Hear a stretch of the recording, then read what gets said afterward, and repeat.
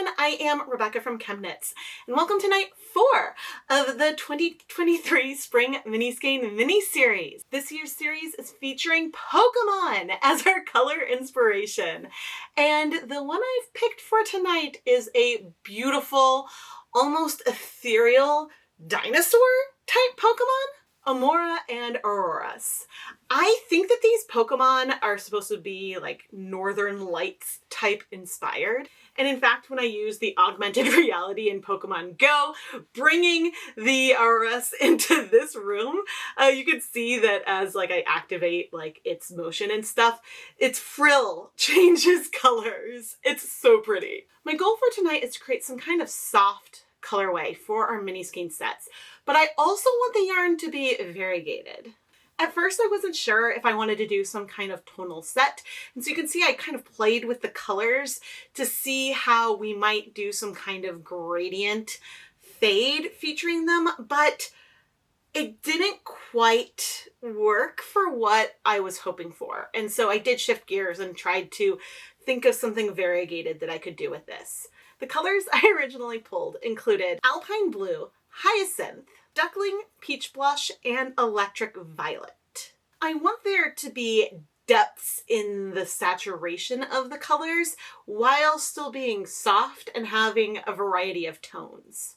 As I hemmed and hawed about what I wanted to do, I ultimately decided to just go for it and to try to dye a colorway in one pan, knowing that I could swap to using multiple pans, a different pan for each of the 5 colorways if I needed to. And then of course, we will also be dyeing this colorway or a similar colorway onto some sock blanks. But before we go and look at our yarn, have you joined to become a channel member? You can get some really fun emotes that are very ChemKnits themed, including my interrupting barking puppy. And it's a fun little way that you can support the channel here, and you get badges next to your name. You can find more information with the join button down below. But of course, please make sure you're also subscribed. And now let's go look at the yarn bases. For our prototype, we're going to dye 4 different yarn bases because I'm curious how this kind of technique and colors will work on each of them. We have 2 just 100% superwash merino wool bases, a Crazy 8 DK and a worsted weight superwash merino. The Crazy 8 is 8 ply, the worsted I think is 4 ply. We have that yak, which is a superwash merino yak nylon blend. And then we have the diamond sock, which is a superwash merino silk blend. Now the yak blend obviously is going to look a little bit different because it's a deeper color overall. So I'm not sure if some of the more pastel colors are really gonna show up well on it, and that's why I wanted to use it for the prototype.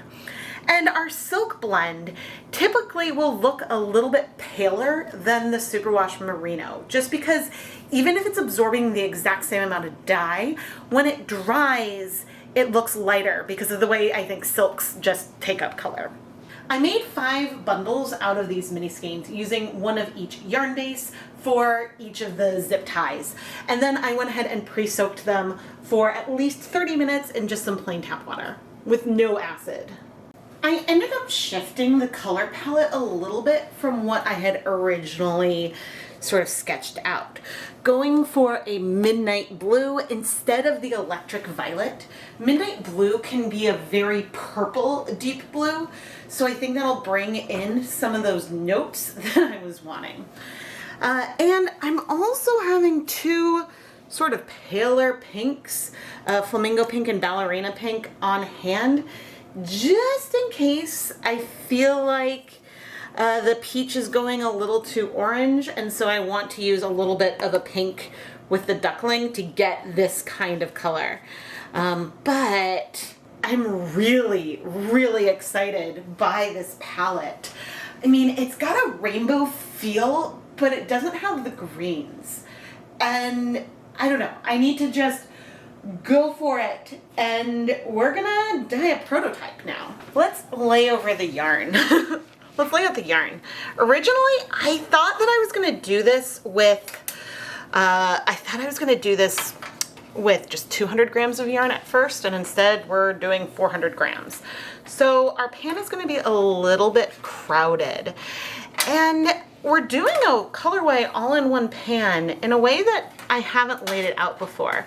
You'll notice that instead of having the yarn this way across the pan, I'm laying out the yarn in the other direction, which feels a little bit odd to me, but hopefully we'll still be able to get some reasonable coverage.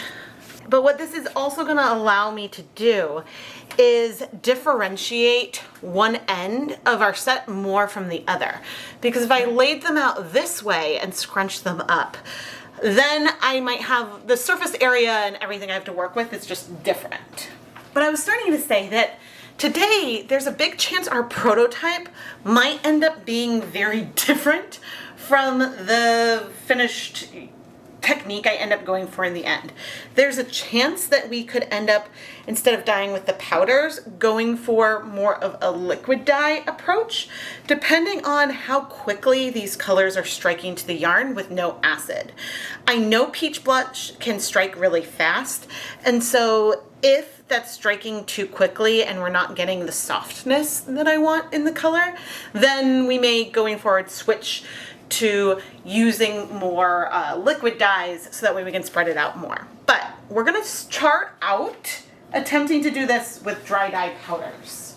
I'm coming in with some tap water, and I want to add enough water so that way our yarn has a good squish to it. Because when I add the dye, I want to be able to move it through the yarn. I want to be able to like soak it in, have it go through multiple layers, tap it through.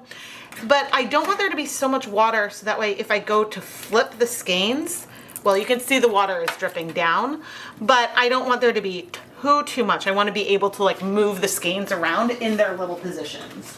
And I think I should be able to do that here.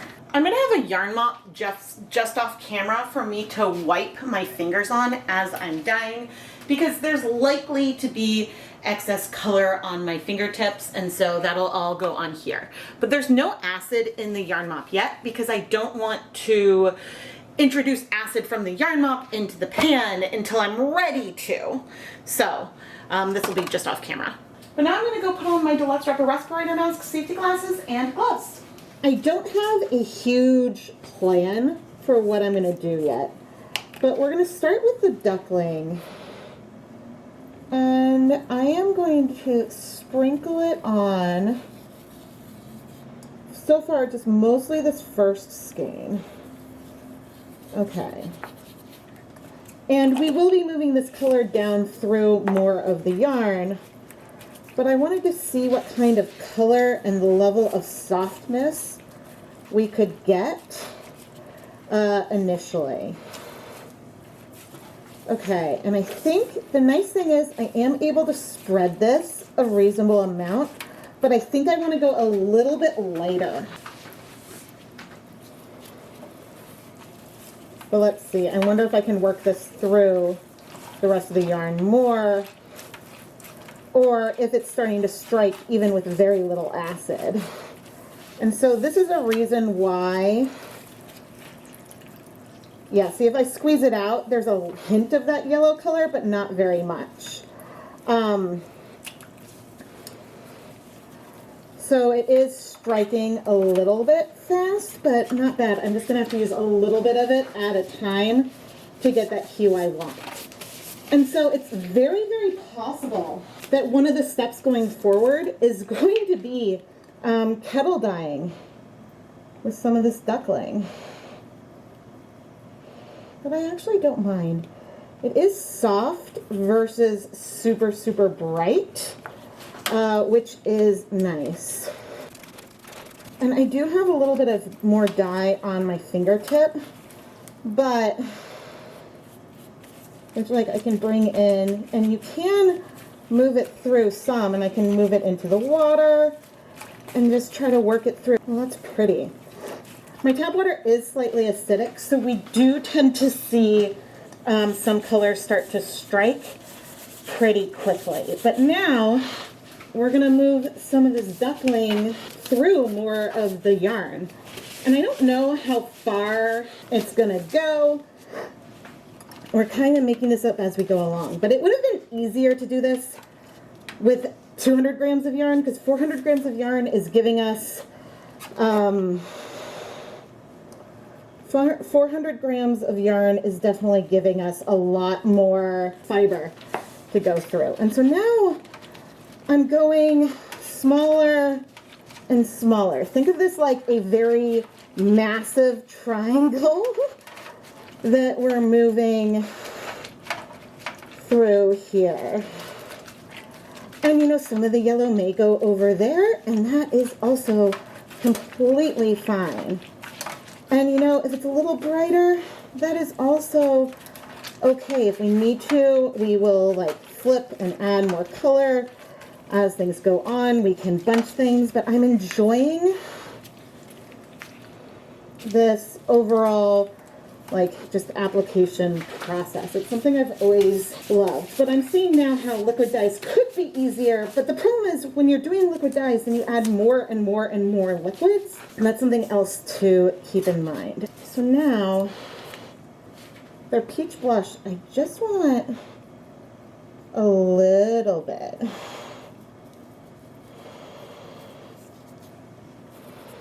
At least to start. Oh, see, that's a lot. We can move it through. Okay, I'm loving the hue. Loving that hue. And I am able to spread it. Now, for the fourth skein, and we may have gotten some speckles, but I didn't go all the way onto that second side. Which I think is totally fine and works. And I am okay if we get some speckles, but the goal is to have things feel, oops, I didn't wipe on the yarn mop. The goal is to have things feel a little organic. And if we get some of the powder on the first skein, that is also okay. Now I think I'm gonna shift. I haven't decided if I want to do this as this purple as a stripe. Maybe I do. This is the Hyacinth, which will be a bit brighter. And this is a color I'm gonna have to be careful with, because since we're cold with no acid, we're not gonna know its impact until it has some time to bind. Because you see, as I'm tapping it in, it's disappearing. And so you can kind of see a little bit of this grayish tone in there. It turns into a bright purple. So I'm not sure how that might go in terms of adding it through more layers. I guess it's going down a bit, but I think I'm actually really enjoying this sort of process of dyeing. I haven't decided how I want to deal with some of this color, but I actually think I'm liking what's happening. And so the Hyacinth over here, I'm going to add some more. There's some dye on my fingertips, and so I'm bringing that in. I don't mind if this purple becomes brighter, but it's just hard to know what it's going to do. But the way that I'm like dyeing these colors means that eventually I could do something like this one color at a time in a pan as well. It may no longer be an all-in-one pan. Once I have the kind of like segmentation and colorways that I want to do, that's fine. It just means that we wouldn't end up getting some like bleed and shift through these other colors. So that I think will deepen. But see, if I was starting to do this while it was hot, that would be challenging. It would be challenging to do this hot because, hold on as I add a little more, it would be challenging to do this hot because we wouldn't be able to move the colors through nearly as far as we are able to here. And we likely will still need to do more. And interesting, the Alpine blue also seems to initially be disappearing a little bit, because you can see like just over time that Hyacinth more and more and more is coming through. I might need to give it a moment, or maybe I just really added very little of it and so I need more. Hard to say. And hard to say like how many layers we're going down. Because if I decided to do like each of one colorway on one pan, I could still like lay the yarn like this, but just do more vertical stripes versus doing the diagonals. And that might be what we need to do. There's a reason why when I do the lasagna or kugel method that I do thinner layers on top. And so, I mean, in theory, that's something we could do here, but I don't think that's what I want to do. And then now for our midnight blue. This one I am going heavier. Now see, just tapping it in, you can see how much more pigmented this is from all of those other colors that were softer, and so we may want to add more. But then I need to make sure that I'm still tapping this through almost as much to get this color to move through. And it's funny, because when I used this for Hanukkah last year, it felt very, very purple. And it does still have a like purpley feel to it, but a little bit less. Okay, I'm squeezing to try to get that color a little bit underneath, a little more. Cool. So far, not a ton of color on the yarn mop, but I have a feeling more will come as time goes on. And I'm tapping through some of these colors a little bit again. I think we're going to probably need to flip and add more color to the other side. But I'm really, really liking what's happening. I also think, I'm afraid of the purple getting a little too vibrant, but I think I am going to add more of our Alpine blue. Trying to work it through some of these layers. And the fun thing is some of it, that blue may end up over on some of those skeins. That's part of the fun of this. It adds like just an organic quality to the way that we're shifting the variegated colors. And not all of them have the same amount of size. I don't know what I'm going to think of this. This is a colorway that I've like played around with in my head a lot, but wasn't entirely sure how it would end up in practice. Okay, the Hyacinth, we're going to add a little bit in the direction especially of that peach, but also I want a little more over there, I think. But yeah, one issue with this kind of colorway also is that I'm not measuring the amount of dyes, and so therefore there would be dye lot differences if I do this multiple times. How am I? Yeah, see, I'm gonna want to flip, but I'm gonna need to be careful about that. So that's the reason why we may end up shifting not from one pan, but to 5 pans to do this a little bit better. But I like, I really like this visual. Okay, how should I do this? I mean, it's going to disrupt the visual, but I'm going to pick this up and quickly flip it over. And by disrupting the visual, what I mean, well, you'll see in a second. I'm going to quickly pick this up and flip. Because as I flip these over, we're not going to have the diagonals that feel the same, but that's okay. That's totally fine. I'll just have to do my best and remember. And that one we kind of already did flip a little bit. But that's okay. It'll just lead to like some blending and stuff on this side. I'm now going to just add some dye here. After flipping the yarn, I tried to keep the same general placement of the colors. Thankfully, you can see them peeking through a little bit, but I know that some of those cool diagonals I had going on are just gonna be like a different sort of position and shape because like the way that I flipped it, because I wasn't gonna be able to like flip into like a completely different direction, so I can't do exactly the same. But I'm gonna do approximately, and it's gonna be fine. It's gonna be fine. The goal here, even though we're making variegated yarn, is not to have perfectly repeating colors.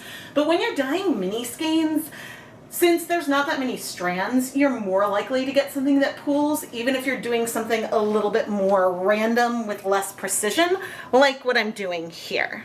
Okay, I found this side to be a little harder and things are a little less smooth. I think, as much as I don't want to, I am going to need to shift to doing each color in its own pan as I move forward. And I still could do it in this horizontal way. I don't have to make things more vertical, but we'll see how the yarn turns out once it has been heat set, and then we'll feel more feelings.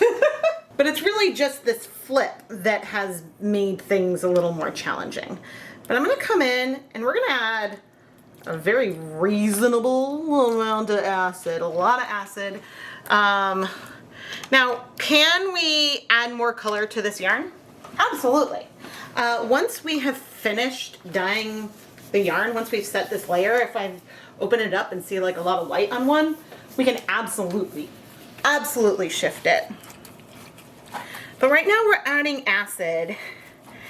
And I am going to try to work this through, starting with our more yellow areas, then going to our peach. See, this is where it was hard, because this one only had a tiny bit of peach on it, and like I don't think this one part had much, and so now the peach could touch over there, which isn't a big deal. It's not a big deal, but it just, this shifted some of my like methods and some of the things I loved from that first side, which again is why I might still keep the same general technique starting cool, but I think we may do it separately. But again, we'll see. So I'm gonna let the yarn sit for, goodness, I think I'm gonna want it to sit for 10 minutes, and I'll move it to the stove, but I'm not gonna turn on heat yet because I want to add more water. Now, if I press over here, there is still some midnight over there. A lot of the colors, because they're not spreading continuously, are striking a little bit, which is good. So I just didn't want it to sit, because then as we add more water, things are less likely to spread too much. So we'll be back. Okay, we're over on my stove. I'm turning the heat on low. I am medium low for now, because I want to add more liquid, because I don't want anything to scorch. And so you can see that I'm going to add the liquid mostly at this lighter end, and then the water is going to move a little bit more that way. And I can help a little bit with some gravity, but the water level should even out. I can help things with a spoon, but I think a lot of the colors, ooh, even the midnight. Okay, that's great. A lot of the colors have struck. I did add, I think, 5 tablespoons of white vinegar to this, and we had 8 cups of water, which is a pretty high ratio. All right, so I'm gonna go ahead and add a little more water. And I'm gonna turn up the heat, and we are gonna bring this up to a light simmer so we see some movement on the surface, and then I'm gonna heat it for 30 minutes. Now, I do see some speckles in here, which I'm not mad at. Some of the Alpine blue has a little bit of a speckly moment. We do also have some like light and dark moments in here that maybe would be different if I'm dyeing each one individually. We'll see, we'll see. We'll evaluate everything. And it's been 30 minutes. And yeah, I mean, I was expecting our water to be clear, I'm curious, maybe we have a hint of some orange on here. I'm curious how much transfer. A little bit of blue onto there, but again, that's not a problem if it's a tiny amount. A little bit of yellow onto there, but again, that's not an issue. So I honestly don't know. I think that the little bit of yellow and the little bit of orange would have been able, maybe I was supposed to have more orange over here. I'll have to look back at the original sort of like diagonals thing I had going on, because I think I definitely did not have much of the midnight over here, and some did get down here because, again, of the way that this all worked up with the triangle. Like, hopefully we have more here than there. I hope that this feels like some kind of cohesive, variegated progression. Which, honestly, I didn't know how this was gonna go and like how I was gonna place the colors and what we were gonna do. But I am, gonna turn off the heat. And I think I'm gonna remove the yarn now. Okay, let's start with our darkest. Ooh. Ooh, that's pretty with like the blue in the middle. Oh, that's cool.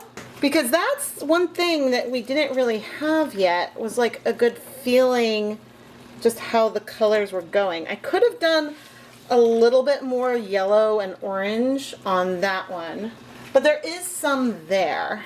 Oh, this is fun. I like the like folded in half dip dyed approach. I think if I'm going to be dyeing them each individually in their own pan, I will lay the yarn out in my typical way, because that way the zip ties are only at like one end, and I think it would be a little bit easier to manage. But I don't know. I mean, I think I like this more than I would like a tonal. I like that there might be an occasional speck. I like that there's just this really, really soft variation on a small scale. So, ooh. I'm happy. But once the yarn cools, I'll lay it all out flat, so that way we can get a little peek of it before we go wash it. Even though I'm still working on our prototype, I wanted to go ahead and dye our sock blank. And for these two sock blanks, one is a Stroll double-stranded blank, one's a Hawthorne double-stranded blank. I'll have affiliate links to them down in the video description. But they're both superwash wool and then nylon, basically. As I was applying the colors, I went for more of a V shape versus just a diagonal. That way I could sort of mirror the overall diagonal shape I was going for on either blank. And since there's two, the V's seemed to work pretty well. And I did a similar yellow, peach, purple, blue, midnight progression. I then added acid, worked this through just like I did with the dyes, and then went and heat set it for 30 minutes off camera. You may have wondered why I didn't show the yarn mop until now, and that's because I actually used this to soak up some of that midnight blue dye from the sock blanks, because I felt like I had added a little bit too much. And so I literally mopped it up using like half of the skein. So I don't know if all of the yarn that I dye will have a similar effect, all the yarn mops. There will likely be more differences than this, and I'll show all the mops at the end. But there's one last thing I need to do, because this had no acid in it to start. I'm gonna add just a tablespoon of vinegar onto it and kind of press that acid through. But I'm working on the one side without the purple separately from the side with that extra purple, because you can see that that color is spreading a little bit, which is totally fine. But actually, now that I squeeze with the acid in there, it's pretty much staying put. So I'm gonna go ahead and steam set this for 30 minutes and I'll wash it off camera. And here is our color progression, which is super, super cool. I love just like seeing what this is doing and how it worked. And then I even went and took this and did a little sketch of what I did.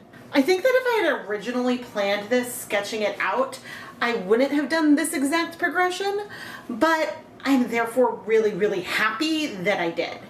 Now I want to do something that otherwise I would wait till later, and I want to divide this into the sets for each of the yarn bases. Normally I would wash these as the sets that they were, especially if I wanted to prevent more color transfer onto the yellow that we do have some of from these prototypes because of how they were dyed. But I wanted to take a specific look at two of these yarn bases. And those are our Silk Blend and the That Yak.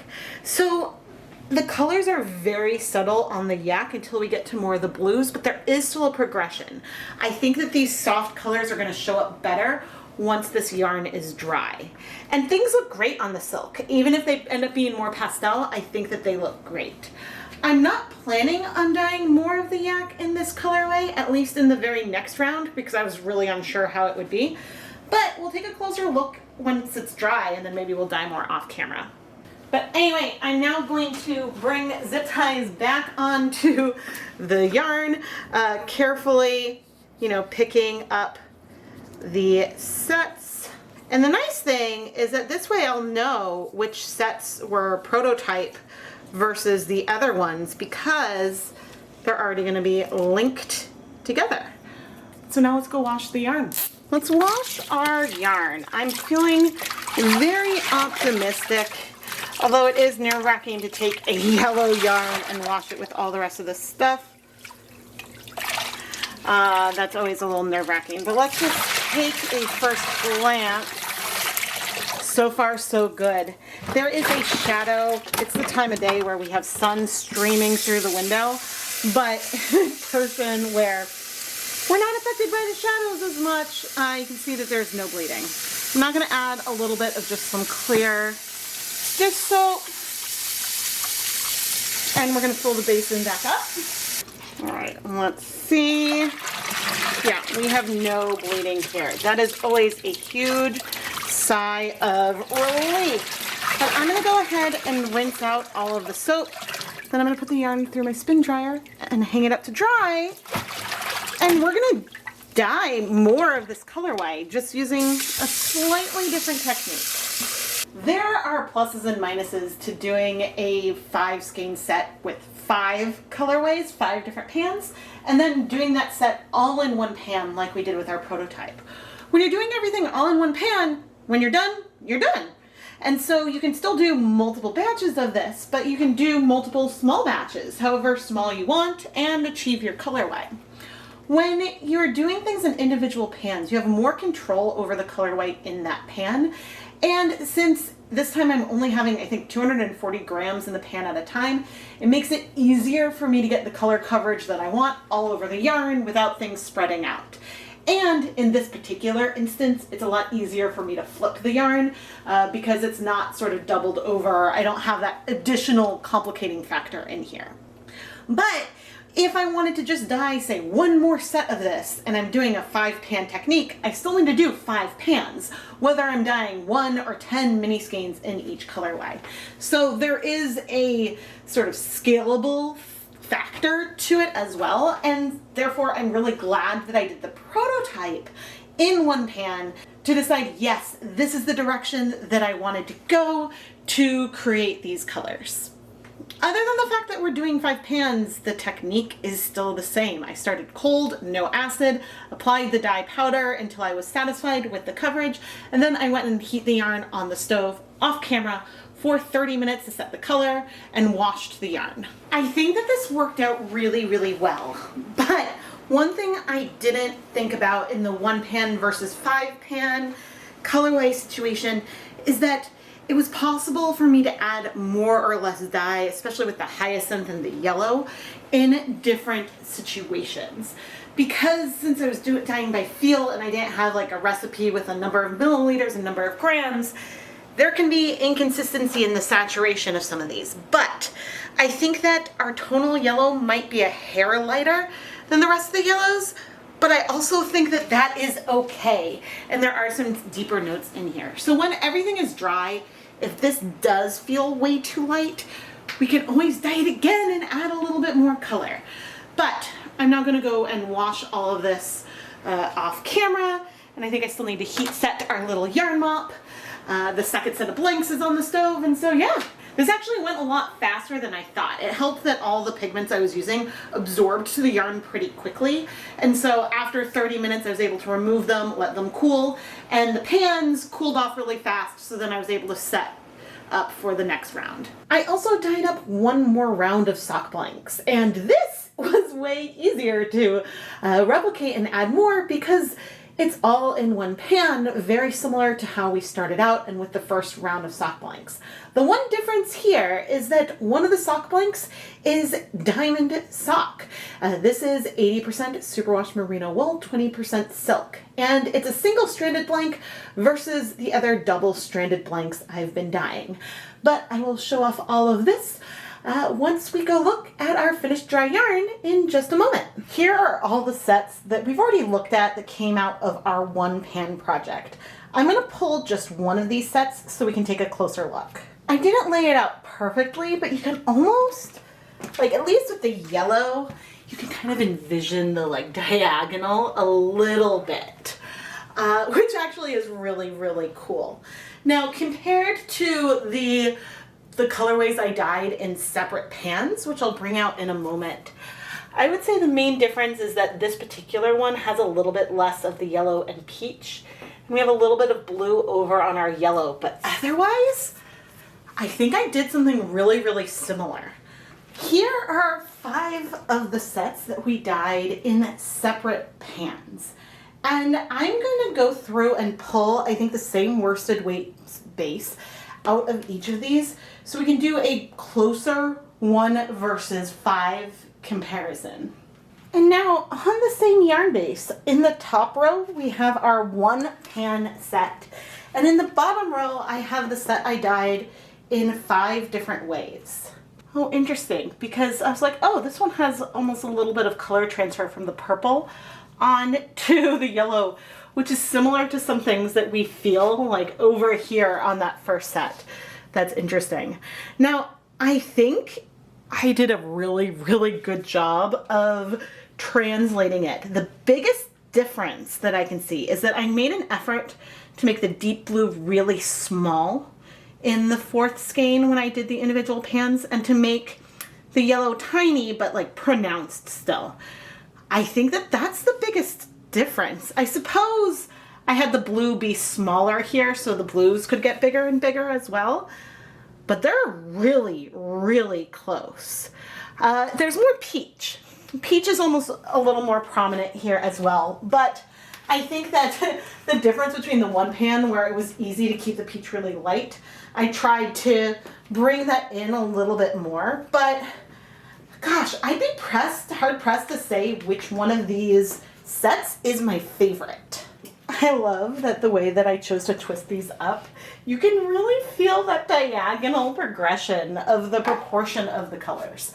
I'm not sure how these might knit up, but I'm really excited. This really reminds me of a type of set I did, and I think the very first SMSMS, where I tried to do these triangle shapes in the pan. But then the sad thing was I couldn't keep it all as one set because I had to divide it up, because that one I treated like Hanukkah, where people had one to open up every night. So that was just a different time. The blank version of this colorway looks so cool. It looks very, very tie-dyed, especially when I have it laid like this, so you really get that chevron feel. Now, one difference between this and the mini skein sets is that the variegated parts are, for the most part, going to be 2 colors. There's a little bit through here that will have the yellow, peach, and the hyacinth, but I probably would need to make the diagonal even steeper if I wanted to try to get more of those variegated feels that we have in the mini skeins I dyed individually. And that's exactly what I tried to do in the second batch that I showed really quickly in a time lapse towards the end of the video. I used a much steeper angle, and so in here we've got some yellow, purple, peach, and blue. We've got 4 of the colors here. And so I think, yeah, and we have even a little bit of the deeper blue, the midnight with the blue and the purple in here. And same on our 80% superwash merino wool, 20% silk, single-stranded blank. So it does work to do it a little bit steeper. Yeah, and there are some challenges dyeing a single-stranded silk blank, which is so much longer than a hawthorn one in one pan. But I think it still worked, and the relative proportions work super nicely here.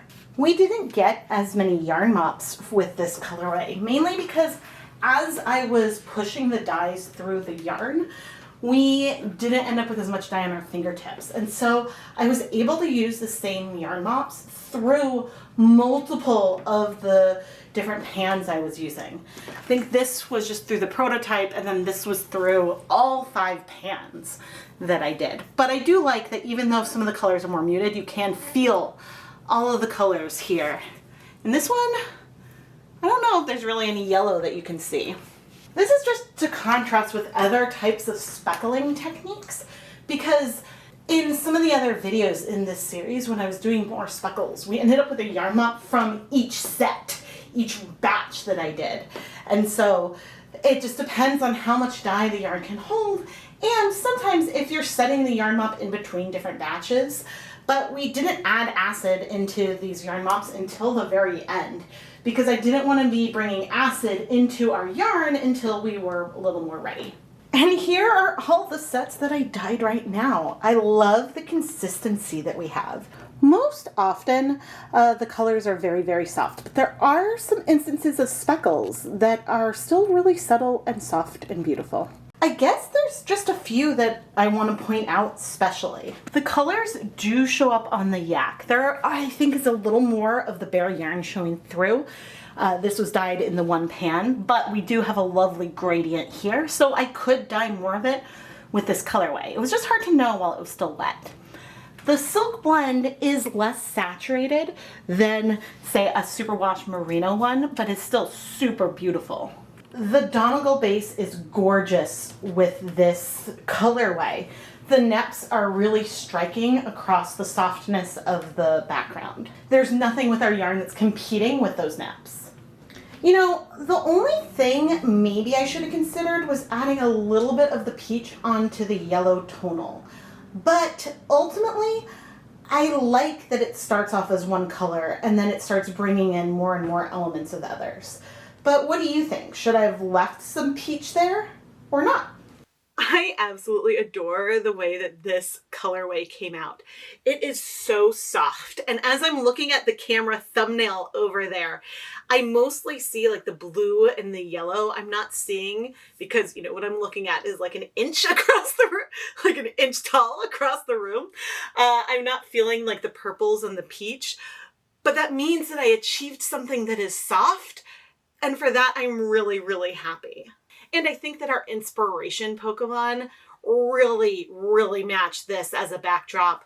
I think that it works so well, and I am beyond thrilled with how it turned out. I can't believe that this is night 4 of the Spring Mini Skein mini-series. It's gone by so quickly, but don't worry.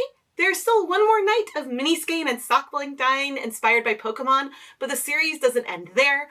We have a bonus full skein yarn dyeing video and a vlog that'll go behind the scenes and show all of the extras and everything that went into this series. Speaking of extras, I do have some more mini skein sets available in the ChemKnits Creations Etsy shop. I don't know if I have more left from tonight's video, but you can always send me a message on Etsy if you want to know what nights I have available on what bases, and I can try to hook you up. The ChemKnits Creations Etsy shop is also filled with other hand-dyed yarn featured in my videos, and it's a really great way to get some pretty hand-dyed yarn and support all of the content here at the same time. You can find a link to that and all kinds of links to everywhere you can find me down in the video description. I am Rebecca from ChemKnits, and thank you so much for watching.